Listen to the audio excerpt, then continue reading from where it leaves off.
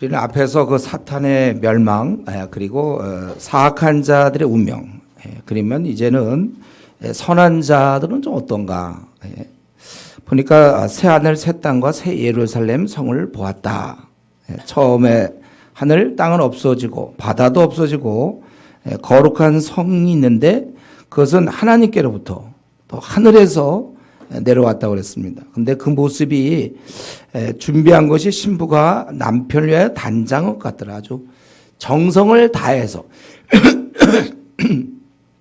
신부가 남편을 위해서 이제 결혼식에 이렇게 단장하는 것처럼 정성을 다해서 그렇게 준비된 것 같더라 이거죠.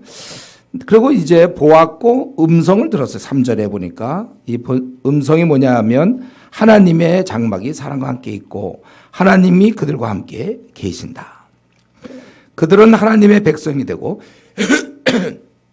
하나님께서 함께 계셔서 그들과 이제 특별히 모든 눈물을 4절에 보니까 닦아주시고 더 이상 사망과 애통과 곡이나 아픈 것이 다시 있지 않고 처음 것이 다 지나갔다. 하나님이 사람과 함께 계시고 그 결과로 더 이상 슬픔이 없다는 거예요. 그리고 만물을 새롭게 하시고 또 말씀하시되 6절에 나는 이루었고 나는 알파와 오메가. 이건 처음과 마지막이다 그거죠. 생명수 생물을 목마른 자에게 값없이 주겠다. 결국 생명을 주신다는 것. 그래서 이기는 자는 모든 만물들을 상속받게 되고 나는 그의 하나님이 되고 그는 내 아들이 된다. 이렇게 지금 아주 새로운 새하늘 새 땅을 얘기하면서 만물을 새롭게 하시고 다 이루시며 그의 백성들은 이제 생명수 생물을 값없이 마실 것이고 또 하나님이 되고 아들이 되고 이제 이러한 관계입니다. 반면에 8절에 그러나 이러한 자들 이제 악인이 되겠는데 악인들은 나중에 보니까 이제 불과 유황으로 타는 못에 던져지리니 이것이 둘째 사망이다. 여기서 그 악인들은 어떤 사람들입니까? 보니까 두려워하는 자들이에요. 두려워하는 자들. 그러니까 이것은 이제 이런 핍박에 대해서 인내하지 못하고 타협하거나 그런 자들. 또 믿지 아니하는 자들, 흉악한 자들. 이 막 흉악한 자는 막 사람 죽이고 막 문신 있고 막 이런 게 흉악한 게 아니고 여기서 흉악한 자라는 것은 이제 모든 죄를 포함한 것입니다. 그런 자들, 살인하는 자, 음행하는 자, 음란한 자들, 음행하는 자들.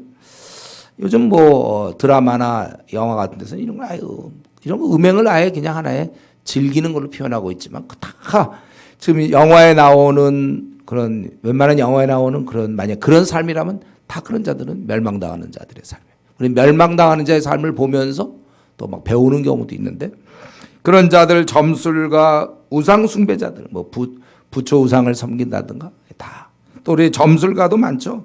지금 우리나라에 아마 그 무속인들이 한 30에서 50만 명 정도 부채도사들 있잖아요. 그 이제 한 30에서 한 50만 명 정도 이런 자들은 지금 우리 점집 뭐 이런 데 있잖아요. 다 이 사람들은 이제 멸망 그리고 거짓말하는 자. 사실 성도들도 거짓말하는데 그걸 고쳐 나가야죠. 점점 이런 자들은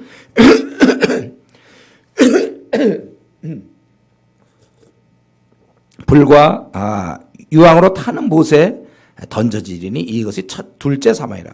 첫째 사망은 뭐죠? 우리가 죽는 거. 저와 여러분은 다 첫째 사망을 당해야 돼요. 둘째 사망은 이들이 당하는 거 우리는 둘째 사망을 안 당하죠. 그러니까 오늘 지금 1절부터 8절까지 보면 천국, 새하늘 새 땅 천국의 특징은 결국은 하나님과 연합이고 그때 그 연합해서 사는 모습은 슬픔이 없다는 거야. 눈물이 없는 것이다. 분명 하나님이 이런 사망, 애통, 곡하는 거, 아픈 것 이것에 대해서 우리 하나님이 기뻐하는 거 아니에요. 근데 우리가 타락하여 지금 이 신라곤에서 이러한 슬픔 가운데 고통 가운데 삶을 살고 있는 것입니다. 그래서 이 땅에 살 동안은 어쩔 수 없이 이런 신라곤이 주는 고통을 우리가 경험할 수밖에 없어요. 그러나 이제 그곳에는 더 이상의 슬픔이나 애곡이나 사망이 없다는 것을 우리가 알아야 되는 것입니다. 이 말은 우리가 이 땅을 살 동안 여러분이 앞으로 이제 이 중에 50년 더 살 사람이 있고 60년 더 살 사람이 있고 뭐 한 10년 더 살 사람이 있는지 모르겠지만 우리가 사는 날 동안은 우리가 이러한 슬픔, 애곡, 사막 이것은 있을 수밖에 없다는 거예요. 그렇기 때문에 우리 이 나그네 길에서 이걸 잘 받아들이셔야 돼요, 여러분들이. 잘 참으셔야 돼요. 우리 어려움이 올 때 왜 하필 나에게 이런 어려움이 있는가? 이거는 너무 성경의 기본을 모르는 거예요. 원래 이 땅은 있는 거예요. 누구나 다 있는 거예요. 그거에 대해서 이상하게 생각하는 사람이 뭐라고 했어요? 그 이상한 사람이라고 했죠. 왜 나에게 이런 고난이 있는가? 그럼 자기가 지금 천국에 살고 있나요?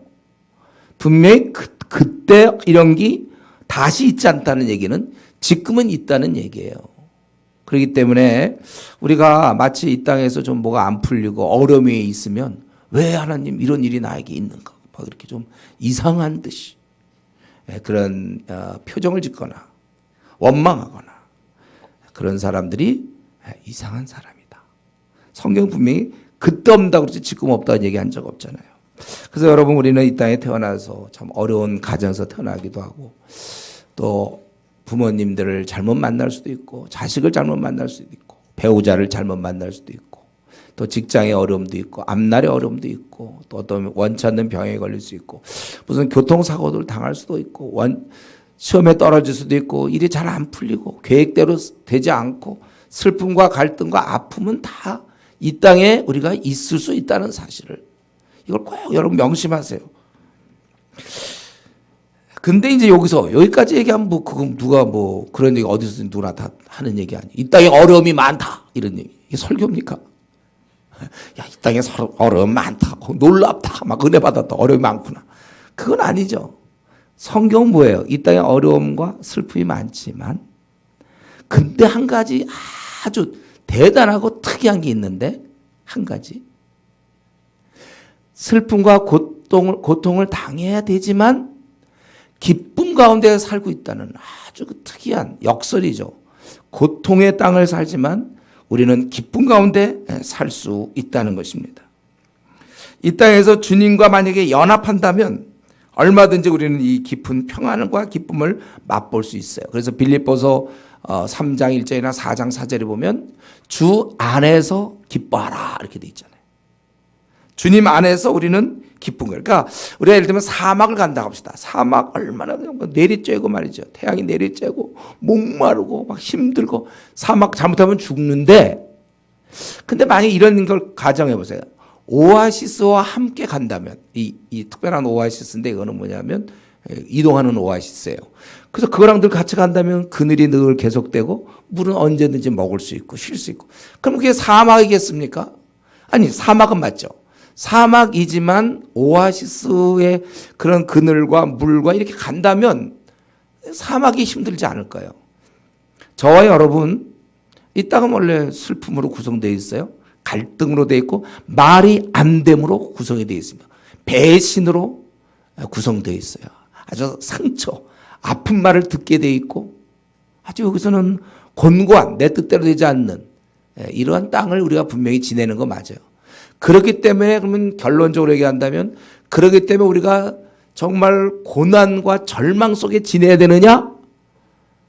아니라는 거죠. 우리가 주 안에서는 기쁨을 누릴 수 있는 거예요. 그래서 아예 바울 사도 그랬잖아요. 너희가 항상 기뻐하라. 가능하니까 한 얘기예요. 그래서 우리는 앞으로 여러분 각자 남은 이제 50년 남은 사람 있고 30년 남은 사람, 10년 남은 사람. 남은 기간은 우리가 기쁨 가운데 가는 것입니다. 그리고 오늘 이 본문에서 분명한 것은 세상 끝이 이렇게 된다는 거예요. 선한 자들은 이제 그 나라에 들어가서 함께 우리 하나님과 함께 지내게 되고 눈물 다 닦아주시는 데 비해서 악한 자들은 불과 유황에 타는 불못에 떨어진다는 것이죠. 그래서 우리가 이것을 항상 명심해야 돼. 지금은 하늘의 영광스러운 나라에 들어가서 슬픔, 고통, 눈물을 닦아주는 하나님과 함께 거할 사람이 있고 또 어떤 사람은 불과 유황 타는 못에 던져질 사람이 지금 함께 살고 있다는 거예요. 그래서 여러분들이 우리 대학생들은 대학에 과외 가보면 그 중에 보면 많은 사람들이 아마 절반 넘을 건데 그들이 이제 불과 유황 못에 이제 떨어질 사람들이고 직장에 가서 보면 그 김 과장 있잖아요. 김 과장. 최부장이 바로 이 불과 유황못 여기 떨어질 사람 같이 지내고 있어요. 그 깐깐한 무슨 박 이사도 마찬가지고 이들은 이거 떨어질 사람 우리는 섞여 산다는 거예요. 언제까지 세상 끝날까지 같이 산다는 것입니다. 그러므로 우리가 조심할 게 있죠. 우리는 그들의 사는 방식에 또 그들이 만들어 놓은 세상의 가치에 우리의 마음을 빼앗겨서는 안 되는 것입니다. 자칫 성경대로 세상에 떠내려갈까 조심하라. 우리는 세상을 잘 살펴보면서 우리의 길을 가야 돼. 우리의 길. 이 천국 백성의 길이 따로 있어요. 비록 같이 살지만 우리가 그들을 따라가면 안 돼요. 그런데 우리 성도들 중에는 자칫 그들이 만들어 놓은 그 가치관, 예를 들면 학벌과 돈을 많이 버는 거, 사회에서 인정받는 거, 여기에 마음을 빼앗길 수 있다는 거예요. 우리 이걸 조심해야 돼요. 여러분 사실 여러분 세상에 대해서 어떻게 생각합니까? 세상 친구들에 대해서 어떤 자세로 살고 있어요? 그들을 우리가 긍휼히 여기고 사랑해야지 그들을 동경한다든가 세상이 만들어져 있는 어떤 재미와 가치에 나를 빼앗기는. 제가 이번에 집회를 가갖고 이제 오는 길에 그 중등부 담당 목사, 고등부 담당 목사랑 만나서 얘기를 했는데 전 보니까 수련회를 물어보니까 2박 3일 한대요. 그거 조금만 길면 막 항의 전화가 들어오고 그랬대. 특별히 그 부모로부터. 근데 그 부모가 집사 장로라는 거예요. 그러니까 이들의 가치관은 인류 대학 보내는 거예요. 가치관이. 얘를 인류 신앙인을 만드는 데 관심이 없어요. 인류 대학 보내는 데 관심이 있어요. 시대의 그런 소산물이죠. 뭐가 더 중요합니까? 그가 하나님 나라의 백성으로 신앙생활 잘하는 게 중요한데 하루 더 하면 남들 학원 다니는데 얘는 왜 이렇게 되는가? 막 벌써 이게 세상에 관심이 다 빠져 있는 거예요. 우리도 마찬가지죠. 직장에서 나를 인정받을 수 있는지 승진되는지 이들이 만들어 놓은 이런 가치관에 내 신앙을 그냥 막 포기하고 양보하고 나는 지금 이들하고 달라. 이들은 어차피 불과 유황에 타는 못에 던져질 사람들이고 그들은 이 땅에서 어떠한 만들어 놓은 것들이 있는데 거기에 거룩한 내가 내 길을 가야지.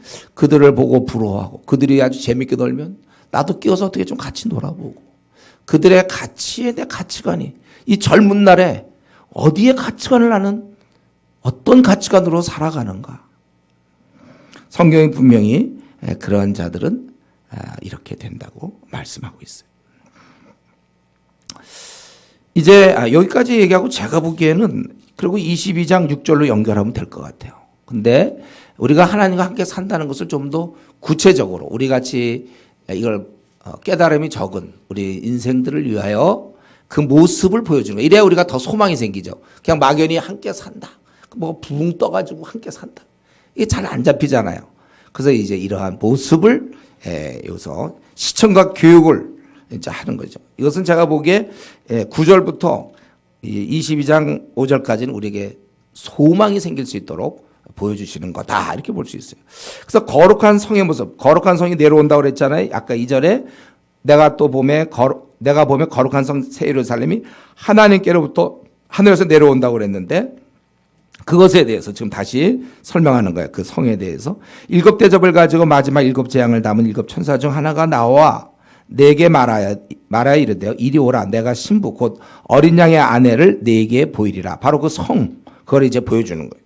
성령으로 나를 데리고 크고 높은 산으로 올라가 하나님께로부터 하늘에서 내려오는 거룩한 성 예루살렘을 보이니 그 예루살렘 그 성, 이제 우리가 살아야 될 그 집, 그거는 보니까 영광이 있다고 했어요. 영광이 있고 또 성의 빛이 지극히 귀한 보석 같고 벽옥과 수정같이 맑더라. 이제 하나님의 그 성이 내려와요. 우리가 살아야 될 집이 내려와요. 하늘로부터 내려와요. 근데 그거는 아주 귀한 보석 같대요. 그리고 벽옥과 수정같이 맑다고 그랬어요. 그러니까 우리 집은 어둠침침한 집이 아니고 아주 맑은 집에 우리가 사는구나. 이렇게 이제 여러분이 생각을 하는 거예요. 맑은 집에 산다. 아주 좋은 집이겠구나. 이런 생각을 하는 거예요. 그리고 그것은 크고 높은 성곽이 있다고 그랬어요. 성곽이라는 건 벽이 있는데 12문이 있어요. 이거 어떤 집을 들어가는데 문이 하나가 아니고 12개 문이에요. 12개 문. 그리고 문 위에는 12천사가 있고 그 문들 위에 이름을 썼으니, 그러니까 이것은 이제 아주 그런 천사가 지킨다, 어떤 위험이 있는 이런 모습이고, 이스라엘 자손 12지파의 이름들이 거기에 써 있다는 것입니다. 그리고 동쪽의 세 문, 북쪽, 남쪽, 서쪽에 세 문씩. 그러니까 쉽게 들어갈 수 있고, 누가복음 13장의 표현이라면 동서남북에서 몰려온다고 그랬거든요. 그렇게 이제 쉽게 들어올 수 있고, 그리고 성의 성곽, 그 벽에는 12기초석이 있다고 그랬어요. 그 기초석에 어린 양의 12사도의 이름이 있다. 신약시대의 교회를 보여주는 거죠. 그러니까 아까 그것은 12지파는 구약의 교회. 바로 이 믿는 자들의 집이라는 것을 확실히 알 수 있는 거예요. 그런데 이제 이렇게 되어 있는데 그 성을 이제 크기를 보여주고 있어요. 내게 말하는 자가 그 성과 문들과 성곽을 측량하려고 금 갈대자를 가졌더라. 그 성은 네모가 반듯하여, 이 성이 이렇게 무슨 영국에 있는 성처럼 동그란 게 아니라 네모의 성이, 알고 보니까 우리가 살 집이요 네모입니다. 동그라미로 생각하지 마세요, 여러분들. 동그란 데 들어가는 거. 영국에 제가 있을 때 보니까 성들 보면 이렇게 둥그랗게 돼 있어요. 모양도 보기도 좋은데 이거는 우리가 사는 것은 네모예요. 네모. 그리고 길이와 너비가 같고, 그다음에 보니까 높이도 같다 그랬죠. 길이, 너비, 높이가 다 같아요. 그 갈대자로 그 성을 측량하니 12,000 스타디온. 대략 이것은 2,200에서 2,400km, 한 2,400km 정도 되는, 그러니까 가로가 2,400km, 세로가 2,400km, 높이도 2,400km. 그렇게 높은지 모르겠어요. 무슨 성이 한 2,400km 올라가요. 가로, 세로, 높이.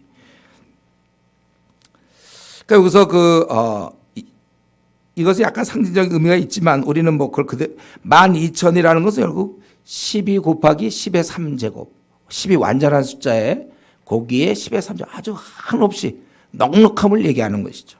어쨌든 우리는 이 머릿속에 그릴 때는 가로가 2,400km, 세로가 2,400km, 높이가 2,400km. 우리가 이제 키 여러분 아무리 커봐야 소용없어요. 2,400km. 그냥 사는데 뭐 답답하다 이런 거 없을 것 같아요. 아유, 좀 천장이 좀 이런 거 없어. 2,400km.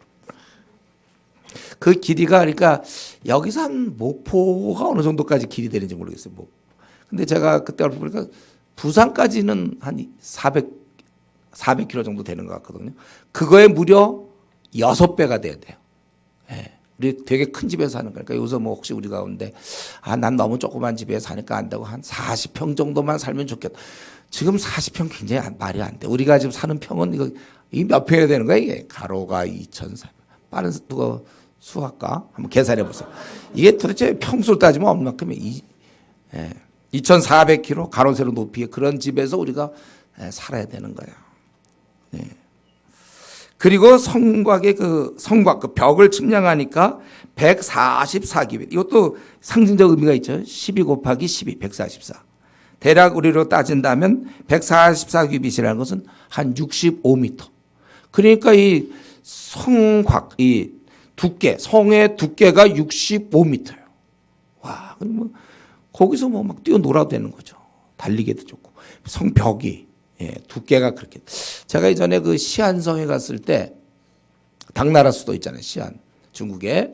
거기 그 장안성이 있어요. 그 벽이 제가 그때 굉장히 놀랐거든요. 벽이 얼마나 두꺼운지. 왜 이렇게 두껍게 했냐 보니까 마차가 막 2대 이상 이렇게 다닐 수도 있게 되고 그렇게 넓더라고요. 무슨 성벽을 그렇게 무식하게 넓게 했는가. 그런데 근데 왜 그러냐면 적들이 이제 침입하면 그 당시 이제 황제가 살았으니까 그걸 막기 위해서 이걸 아주 두껍게 한 거. 웬만하면 무너질 수도, 그건 무너지기도 어렵겠더라고, 그런 거는요. 두껍게 만들어갖고. 그러니까 하여튼에 그 전쟁만 일어나면 반란이든지 뭐 전쟁만 일어나면 허다한 사람들이 장안성을 정복하려고 수많은 사람이 죽은 거예요. 수많은 군사들이 죽고 또 죽고 또 죽고. 그 제가 그때 장안성에 이제 올라가 봤어요. 그러니까 넓어서. 그래서 이제 거기서 참 생각해 보니까 그때 얼마나 인생들이 여기서 얼마나 살다 죽고 싸우고 죽고 피를 얼마나 많이 흘렸는가. 그 생각하니까 마음이 좀 아프더라고. 그러면서 이제 밖에서 못했지만 거기서는 뭐 사람도 그렇고 그러니까 거기서 이제 찬양을 좀 많이 했어요. 하나님 앞에서. 이런 성벽에서 찬양하는 게 의미가 있는 것 같아요. 그래서 막 좀 찬양을 하면서 또 우리 중국의 그 나라를 생각하면서 기도도 하고 그랬는데 그거 되게 넓었거든요. 근데 이거는 뭐예요?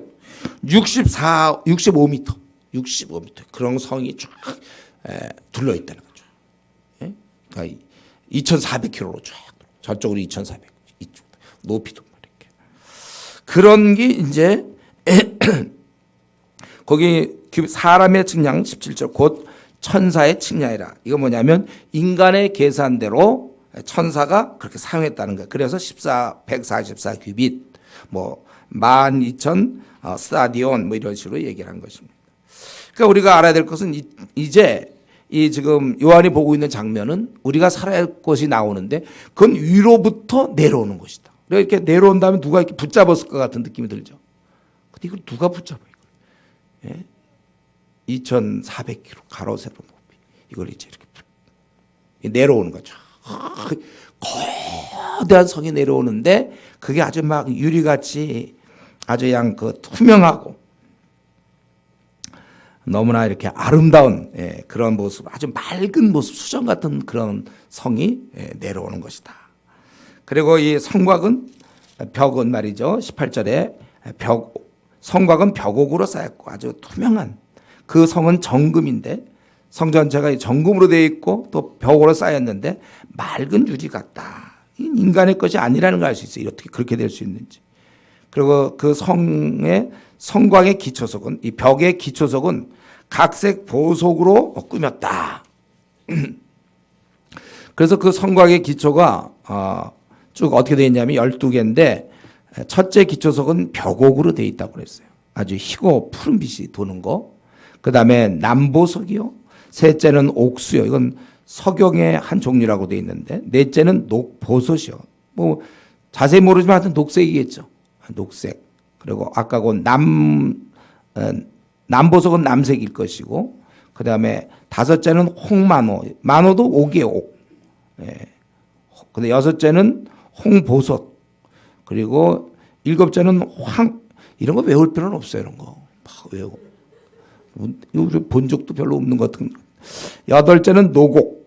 여기까지 수정 같은 거 있잖아요. 수정. 그래서 황색 또 녹색 또 아홉째는 담황옥. 그러니까 이건 노란 빛을 띠겠죠.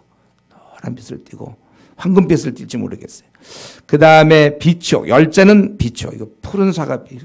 11째는 청옥. 이 청옥은 우리가 좀 약간 익숙한 거예요. 그 사파이어라고 있죠. 사파이어. 그래서 어떤 사람이 그런 거 이제 이렇게 조그맣게 이렇게 갖고 다니는 반지에 이렇게 사파이어야 뭐 이런 건. 그거는 우리나라로 따지면 그냥 어디 기둥에 거대한 기둥 한 몇십 킬로 되는 기둥일지 모르는데 와서 하나 띄어내면 되는 거예요.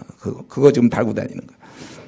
그리고 자수정 보랏빛이 나겠죠. 예. 그리고 이제 문이 있어요. 문은 12문인데 각 문마다 한 개의 진주가 돼 있어요. 이 문은 예를 들면 한 뭐 10km든지 20km짜리 뭐 높이가 한 또 2,400km 중에 한 얼마가 돼 높이가 될 정도가 거대한 문이 되겠죠. 그게 다 그냥 한 개의 진주로 되어 있는 거예요. 진주로. 그리고 각 문마다 그 성의 길은 맑은 유리 같은 정금. 어떻게 이런 정금이 있는지 모르겠어요. 맑은 유리 같이 투명한 또 그런 정금이라는 거예요. 예, 이런. 그러니까 여러분들이 이제 우리가 금반지를 혹시 있는 분 있으면 이런 걸 볼 때마다 이게 이걸 볼 때마다 천국을 생각해야 돼요. 천국이 어느 부분? 예, 길거리 부분을 생각하면서 그러니까 거기서 마음껏 우리가 지금 흙 같은 거 이렇게 퍼주는 거 있죠. 우리 개념으로는 그러니까 천국에서의 금반지는 우리 흙 개념이에요. 그러니까 지금 이렇게 흙 같은 거 쳐서 너 가져라 이렇게 사랑하는 사람에게 이제 흙 좀 퍼가지고 이거 좀 큰 흙 퍼주면 이제 되게 좋아하는 거죠. 이만한 금 찼다 이런 거죠. 천국에서는 이제 그런 게 많으니까. 그러니까 나는 왜 이렇게 뭐 금이 작냐 뭐 이런 거 더 퍼줄 수 있어요. 이렇게 퍼가지고 이렇게. 천국에서 그게 쫙 깔려 있단 말이에요. 아마 최소한도 뭐 여러 길이 있을 거 아닙니까? 한 길만 따라가도 2,400km가 쫙 그냥. 그래서 아무거나 퍼서 이렇게 주면 되는 거예요. 이 땅에 거 가지고 너무 금이 없다, 돈이 없다, 뭐 이런 거 너무 이렇게 흙 가서 퍼주면 되니까. 그런데 이제 이러한 성의 특징이 성전이 없다는 거야. 어떻게 우리가 하나님을 섬기고 우리는 성전이 꼭 있어야 되는데 성전이 없어요. 그게 왜냐하면은 하나님과 어린 양이 바로 그 성전이라는 거예요. 이전에 지성소, 성소 그 자리에 하나님과 예수님이 계신 것입니다. 그 어린 양이 그 성전이십니다. 원래 성전은 뭐예요? 구약시대 때 보면 하나님이 임재한 상징. 거기서 우리가 하나님을 만나고 용서를 받고, 근데 더 이상 그게 필요 없어요. 이곳 자체가 성전이에요. 그래서 구약을 여러분 보면은 평수로, 요즘 평수로 잘 계산 안 하지만 이전에 평수로 계산하면 우리 솔로몬 성전 같은 거 성전이 대략 우리로 따지면 지금 18평입니다.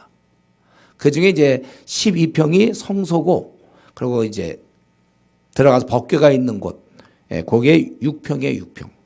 그래서 우리 책 중에 그런 책 있죠. 뭐 하나님 집은 6평이네, 뭐 이거. 김태평 교수라는 분이 쓴 건데 6평이네 그랬어요. 가로 4.5m, 세로 4.5m, 높이 4.5m, 정사각형으로 되어 있어요. 그러니까 여러분들 혹시 지금 집이 좁다 그런 사람들, 뭐 10평이다, 뭐 12평, 우리 너무 좁다도 하나님보다는 넓은 줄 알아요. 하나님이 사는 집보다는. 6평에서 우리 지성소가 그거였거든. 근데 사실 지금 이 어마어마한 이게 바로 지성소예요. 여기 바로 이제 우리가 살아야 될 것이죠. 그러니까 여기서는 해와 달의 비침이 쓸데없어요. 왜냐하면 하나님의 영광이 비치고 어린 양이 그 등이심이라. 이사야 60장 19절에 있는 것처럼. 그리고 아주 그곳에는 아주 영광스러워서 만국이 그 빛 가운데 다니고 땅의 왕들이 자기 영광을 가지고 그리로 돌아간다. 이건 이사야 60장을 얘기한 거죠. 이사야. 아주 그 성의 탁월성. 그러니까 아무나 못 오고 왕만 들어오고, 왕이 이제 올 때도 아주 이렇게 보물을 갖고 들어오는 그 이제 앞으로의 나라를 묘사할 때 이사야 60장에서 바로 그거를 지금 얘기하고 있는 거예요. 낮에는 성문을 도무지 닫지 아니하리니, 뭐 닫을 필요가 없어 성문을. 그리고 아마 닫으려면 무지 힘들걸요. 이거는 어마어마한 그거 진주문 닫으려면 힘들 거예요. 왜 닫아? 뭐 때문에 닫아요? 닫을 필요가 없어요. 사람들이 그 만국의 영광과 존귀를 가지고 그리로 간다. 아주 탁월성을 얘기하는 거예요. 영광을 가진다. 그리고 그러니까 최고의 성이죠. 그리고 그곳에는 근데 속된 것이나 가증한 일 또는 거짓말한 자는 결코 그리로 들어가지 못하되, 누가 들어가는가? 오직 그 성에 들어갈 사람은 어린 양의 생명책에 기록된 자들만 들어가리라. 이렇게 얘기하고 있습니다. 그리고 이제 이러한 성에 대해서 쭉 설명한 다음에 그 내부에 대해서 더 설명한 것이 이제 22장 1절부터 5절까지인데, 바로 그것은 또 그가 수정 같은 맑은 생명수의 강을 내게 보이니 하나님과 및 어린 양의 보좌로부터. 여러분, 제가 이거 할 동안 졸지 마세요. 우리가 앞으로 살아야 될 집이에요. 보니까 우리 모델하우스 막 이런 거 할 때 보면 그때 열심히 막 들여다보고 뭐 어떻게 되고, 화장실 일로 났어요, 문이 이러고. 지금 우리 지금 집 얘기하고 있는 동안에 여러분들 이거 이제 우리가 갈 곳은 어디냐면 이 맑은 생명수의 강이 이제 흐르는 곳이에요. 어디서부터 흐르냐면 하나님과 및 어린 양의 보호자로부터 나와서 길 가운데 흐른다고 그랬어요. 길이 이제 굉장히 많을 텐데 그 길마다 말이죠, 생명수의 강이, 그러니까 생수를 먹고 이 영생과 관련되는 것이죠. 그리고 강 좌우에는 생명나무가 있다고 그랬어요. 생명나무. 우리 시편 46편 4절에 보면 한 시내가 있어 나누어 흘러 하나님의 성 곧 지존하신 이의 성소를 기쁘게 하도다. 우리 바로 이 생수, 예수님이 이 땅에 오셔서 요한복음 4장에 내가 생수를 주겠다. 이 다 연결되는 거예요. 이것을 누릴 수 있는 권한을 우리가 갖는 거예요. 이걸 우리가 생수를 마실 수 있는 거예요. 그래서 또 생수만, 생명수만 흐를 뿐만 아니라 그 물만 마셔도 족한데 옆에는 또 생명나무가 있는 거예요. 그러니까 만약에 이게 그냥 한 도로를 생각하더라도 2,400km 쫙 생수가 흐르서 아무나 마시면 생명을 얻는 것이고, 옆에 또 생명나무가 있어요. 쫙. 근데 또 이 나무는 얼마나 열매를 잘 맺는지 이 달마다 그 아주 그 12나무, 12가실이 달마다 그 실과를 맺는다고 그랬어요. 달마다. 보통 우리 1년에 한 번 정도잖아요. 달마다. 풍성한 거예요. 그리고 잎사귀도 필요해요. 잎사귀도 아주 만국을 치료하는 그런 잎사귀. 그러니까 뭐 거기는 더 이상 아픔과 병 같은 그 잎사귀만 먹으면 다 낫는 거거든요. 이런 잎사귀 한 몇 잎만 얻어오면 끝나는 거예요. 다 낫는 거. 그런 거. 그런 것이 이제 쫙 흘러가요. 그리고 13절부터 특별히 5절을 잘 읽다 보면 뭘 느낍니까? 이게 원래 새 에덴의 모습이에요. 우리가 원래 에덴에서 이렇게 살았어야 되는데 그만 선악과 그거 뭐라고 그거 하나 따먹는 바람에 이렇게 죽을 고생하고 이제 다시 시작되는 거예요. 3절부터 5절이 바로 새 에덴을 얘기하고 있습니다. 다시 저주가 없으며 하나님과 그 어린 양의 보좌가 그 가운데 있으니 그의 종들이 그를 섬기며 그의 얼굴을 볼 터이요. 하나님과 예수님이 중심이 되고 그 종들은 섬기고 그의 얼굴을 볼 거란 건 교제죠, 교제. 또 그의 이름도 그들의 이마에 있으리니 하나님의 이름이 그들 이마에 있다는 것은 확실한 하나님의 자녀라는 뜻이에요. 다시 밤이 없겠고 등불과 햇빛이 쓸데없고 이는 주께서 빛이심이며 이제 그들은 하나님을 섬긴다고 얘기했지만 그들은 바로 이제 세세토록 왕노릇한다. 이거는 누구를 다스리는 그런 개념이 아니라 아주 그 존귀함을 강조하는 거예요. 우리의 원래 포지션. 하나님의 우리가 아들, 딸이 되었으니까 당연히 우리는 왕자로서 공주로서 이제 우리의 그런 지위를 회복한다. 그것입니다. 그러니까 첫 창조 때 하늘과 땅을 지으셨죠. 해와 달을 지으셨는데 재창조 때는 하늘과 땅이 아니라 새하늘 새 땅. 그리고 해와 달이 아니라 이제는 하나님 자신의 영광으로. 그런데 첫 창조 때 인간은 타락해서 생명나무로부터 단절돼 버렸잖아요. 그러나 지금은 마음 놓고 생명을 누리는 거룩한 인간이 되어서 이제는 하나님과 마음껏 교제하는 것입니다. 이제 우리는 새 에덴에서 하나님과 직접 대면하며 생명수를 마시고 생명의 그 실과를 따먹으면서 살아가는 거예요. 지금까지 우리가 타락한 이후에 하나님의 얼굴을 본 적 없어요. 그래서 때때로 안 믿는 사람 중에 하나님 보여주면 믿겠다 이런 사람들 있잖아요. 하나님 보여주면 믿겠다. 근데 볼 수가 없어요. 죄악이 있는 한.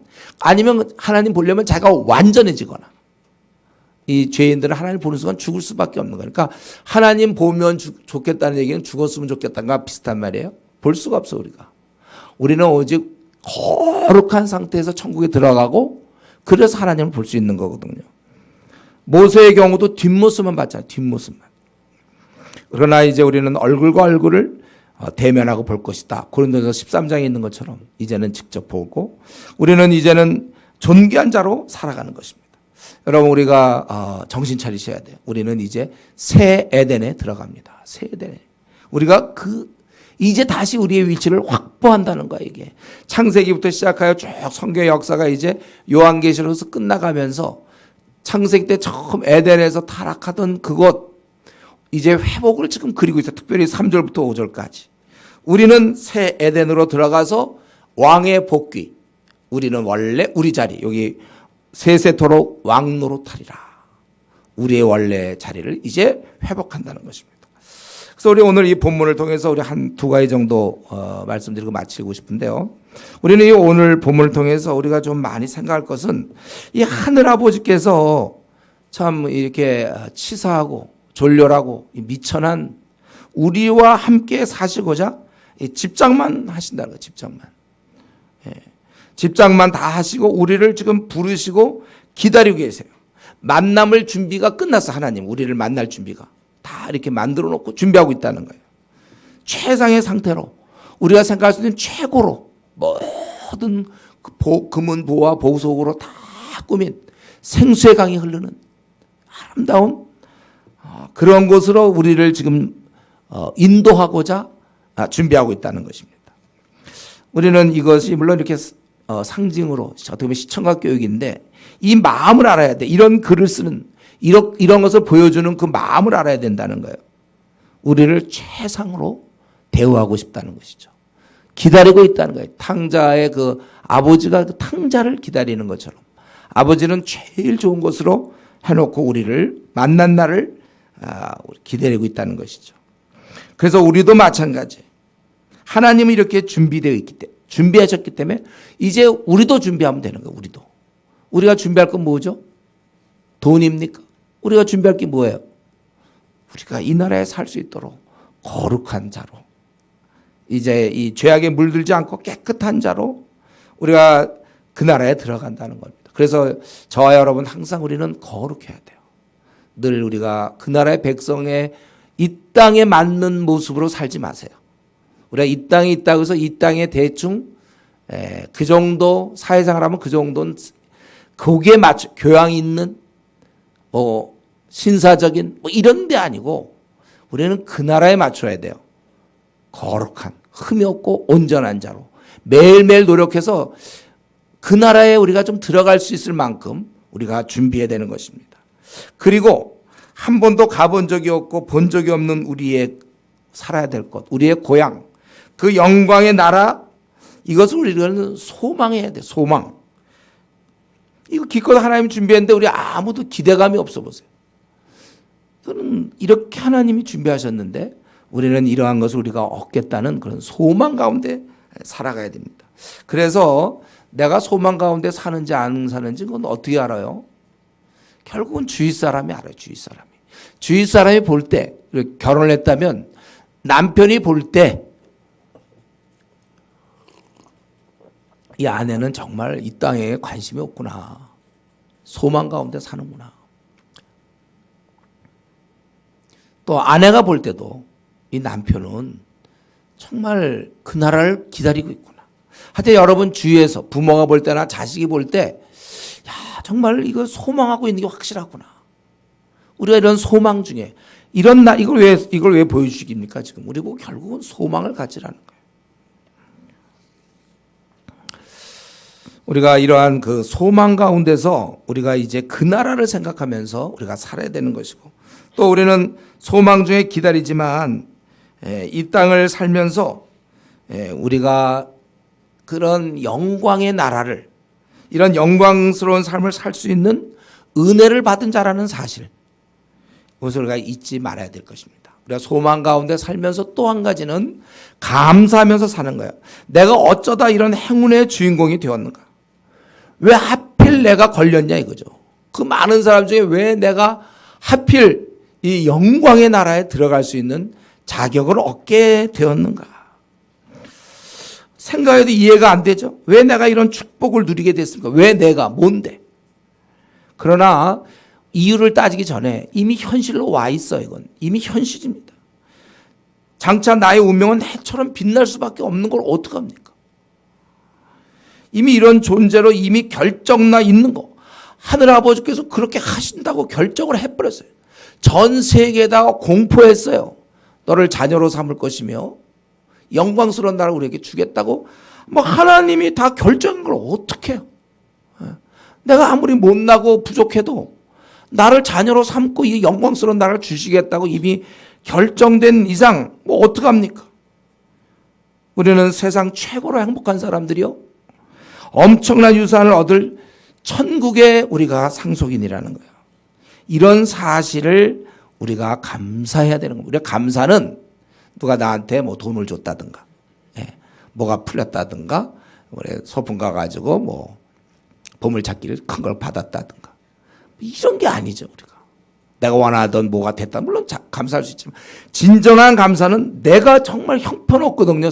세상적으로 볼 때도 특별한 게 없는데 내가 이 천국의 상속인, 이것에 대해서 우리가 이 감사하고, 그래서 내 주위에 펼쳐진 내 삶 속에 들어와 있는 아픔과 불행, 나는 어쩌다 이렇게 이런 나는 집안에서 이런 고통 가운데서 또 앞날도 잘 안 풀리고, 이러한 모든 것을 우리가 상대화시킬 수 있어야 돼요. 상쇄시켜야 돼요. 아니, 상쇄시키는 게 아니라 아예 눌러야 돼요. 압도하는 기쁨으로 살아야 되는 것입니다. 그래서 바울 사도가 로마서 8장 18절에 얘기한 것처럼 현재 원하는 장차 나타날 영광과 좋게 비교할 수 없다 그랬어요. 현재 여러분 아픔이 있죠? 가정마다 있을지 몰라요. 자기 삶 속에 우리 다 나름대로 크든 작든 그런 게 있기 마련입니다. 그러나 우리는 장차의 영광을 가지고 매일매일 우리가 감사하면서 기뻐하면서 살아가는 거예요. 우리에게는 이러한 운명, 이 상속인의 운명을 갖고 있는데 그만 세상에 관심이 빼앗겨가지고 세상에서 조금 줄 수 있는 쾌락과 이것 때문에 맞벌거치게 하는, 참 안타까워. 오늘날 우리 지금 청년 대학생들이 한국 교회가 일주일에 4천 명 정도가 교회를 떠나요. 예. 왜냐하면 세상이고 작은 영광에 마음, 재미와 그 세상의 쾌락에 마음이 가버리니까 교회를 멀리하는 것이죠. 근데 자기가 지금 뭘 집어던지는 줄 알고 있나요? 이 엄청난 영광의 길을 놔두고 타는 불못에 떨어질 자들이 만들어 놓은 거기에 끼어서 재밌다고, 그게 좋다고 자기가 그들과 어울리면서 일주일에 4천 명 정도가 교회를 떠나니까. 여러분, 이런 가운데서 우리는 나에게 주어진 거 절대 놓쳐서는 안 돼요. 행여나 사실 이 지금 오늘 이 말씀에서 제일 중요한 건 오늘 본문에 안 나오지만 결국 이 나라에 들어가야 되는 거잖아요. 이 나라에 못 들어가면 무슨 의미가 있어요? 교회 나온다 해서 다 들어갑니까? 지금 자기가 신앙생활 그렇게 해서 과연 이 나라에 들어갈 수 있다고 확신하는지, 이게 제일 중요한. 사실 이거 우리가 꿈을 꿔야 되고 내가 살 날 뭐 살 집을 생각하고 그러지만 더 중요한 것은 내가 이 나라에 들어갈 수 있는, 확실히 들어가는지, 이게 제일 중요한 문제 아닙니까? 이거 사실 고민해야 되고, 그리고 내가 이 나라에 들어가는 게 확실하다면 우리는 매일매일의 그런 고난 속에서도 감사와 기쁨, 왜냐하면 이걸 내가 얻으니까. 이 이후에 내 삶의 특징이 슬픔이나 우울, 낙심이 아니고, 이 땅에서는 원래 지금 울어야 돼. 내가 보니까 낙심해야 돼. 이 정도면, 이런 상황이라면. 우리는 그러나 안 합니다. 왜냐하면 그걸 훨씬 더 압도하는 이러한 기쁨, 생명수 강이 흘러가고 생명나무 12가지에 있고 2,400km 그 황금 보석 금인 그 집에서 내가 하나님과 함께 살기, 앞으로 이제 조금만 더 기다리면, 이 중에 우리 한 50년만 더 기다리면 돼요, 여러분. 60년 정도만 더 기다리면 여러분 사는 거예요. 저는 이제 앞으로 한 20년, 10년만 더 있으면 누릴 겁니다. 여러분 중에서 지금 우리 대학생 중에 벌써 이제 대학생들이 한 40대, 50대 되면 벌써 저는 그때 누리고 있어요, 여러분. 예. 부럽죠? 예. 여러분들이 한 40대, 50대 이제 저는 그때 천국에서 누리고 있는 거예요. 그러니까 여러분이 안 된 거죠. 여러분보다 오히려 더 여기 지금 애기들은 안 됐죠. 애들은 앞으로도 7, 80년 기다려야 되니까. 우리에게 하나님께서 이런 걸 허락하셨기 때문에 좋아요. 이 땅에서 이것저것 다 막혔어요. 나는 초라한 존재일지 몰라요. 이 땅에서 지위도 없어요. 학벌도 없고 미천합니다. 외모도 없어요. 능력도 안 되고 가난해요. 그렇다 할지라도 우울하지 않습니다. 이것이 곧 주어질 테니까. 그래서 우리는 감사와 기쁨의 삶을 사는 거예요. 주님께서 이런 삶을 허락하셨다는 것입니다. 우리가 그걸 생각하며 소망 가운데 살고 감사 가운데 살아야 돼요. 오늘의 키워드는 거예요. 기쁨, 소망과 그리고 감사, 이런 가운데 우리가 살아야 되는 것입니다. 그래서 지금 우리가 이렇게 지금 공동체에서 만나서 뭐 일주일에 한 번씩 PBS도 나누고 또 뭐 좋은 날 서로 이렇게 교제도 하고 함께 좋은 공동체에서 우리가 가족으로 지내지만, 나중에 그런 날을 소망해. 나중에 우리가 이제 정말 여기서 얘기하던 그 황금, 정금 같은 그 길, 그런 길을 걸으면서 우리가 그런 얘기를 나누면 좋겠어요, 여러분들이. 그때 우리 땅에 있을 때 우리 박 목사님이 계시록 할 때 뭐 황금길을 걸고 유리 같은 길을 걸고 생명나무가 옆에 있고 막 그랬는데 진짜네, 그러면서 이제 여러분들이 걸으면서 그때 얘기할 때 이 길이구나. 그리고 생명나무도 좀 따먹으면서 달마다 열려. 그러고서 그게 뭐 배가 될지 사가 될지 뭔지 모르지만 생명나무 이렇게 따먹으면서 그때 머리로만 알았는데 생명나무. 그리고 그때 박 목사님은 일찍 가신다고 그랬는데 우리 좀 늦게 와갖고 우리가 지금 그때 우리 동기인데 말이지 만나서 지금 따먹는구나. 이렇게 그런 날을 여러분 생각해서 그때쯤 또 내가 나타나서 맛있냐? 물어볼 수도 있고 생명을 얻었냐? 뭐 이렇게 우리가 다시 한번 그런 교제를 할 수 있는 그런 날이 우리가 생각을 하고 소망 가운데 우리가 지금 우리의 운명이 이 아침에 내 운명이 어떤지를 생각하세요. 자꾸 이 땅의 것에 뭐가 됐냐 안 됐냐 놓쳤고 내가 한번 10년만 젊었으면 내가 뭘 어떻게 해볼 때 그런 얘기 하지 마시고 자기의 외모적 조건이나 뭐 집안의 조건 이제 그건 이 땅에서 잠시 주어지는 것이고 나는 이제 그 영원한 나라에 들어간다. 오히려 우리가 걱정할 것은 혹시 불못과 유황의 못에 내가 떨어지지 않을까 내 이렇게 하다가 이거는 우리가 걱정해야 되고 아니면 이러한 불못에 떨어질 사람들이 추구하는 그 가치에 내가 껴묻혀서 즐겁다고 재밌다고 혹시 내가 이 목자의 음성 잘 안 듣고 혹시 내가 떨어져 있는 거 아닌가 이건 우리가 염려해야 되죠.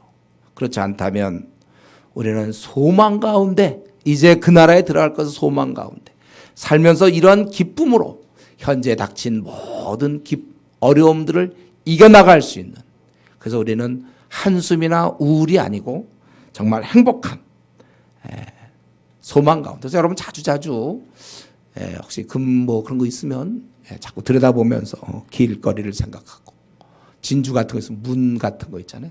그 거대한 문의 한 일부분을 지금 내가 좀 본다 이런 생각. 우리가 그 나라를 좀 소망하면서 힘든 이 나그네 길을 기쁨 속에서 살아갈 수 있기 바랍니다. 같이 이 시간에 우리 통성으로 기도할 때 나는 진짜 그 천국에 소망이 있나? 내가 오늘 생을 마쳐서 영원한 천국에 들어갈 수 있는지. 사실 오늘 본문에서 더 진짜 중요한 건 내가 그 나라 혹시 못 들어가는 거 아닌지를 사실 고민해야 돼요. 그리고 내가 그 나라에 들어가는 게 확실하다면 왜 내가 낙심하고 우울하죠? 이 땅에 잠시 있는 요걸 갖고 너무 그럴 것이 아니고 오히려 소망 가운데 감사 가운데 세상 사람들은 그렇게 살지만 우리는 소망과 기쁨 가운데 살아갈 수 있도록 오늘 이 말씀 주님은 이렇게 하나님은 이런 엄청난 걸 준비하셨는데 나도 그 나라에 들어갈 수 있도록 또 거룩한 존재가 될 수 있도록 같이 한번 우리 통성으로 기도하겠습니다.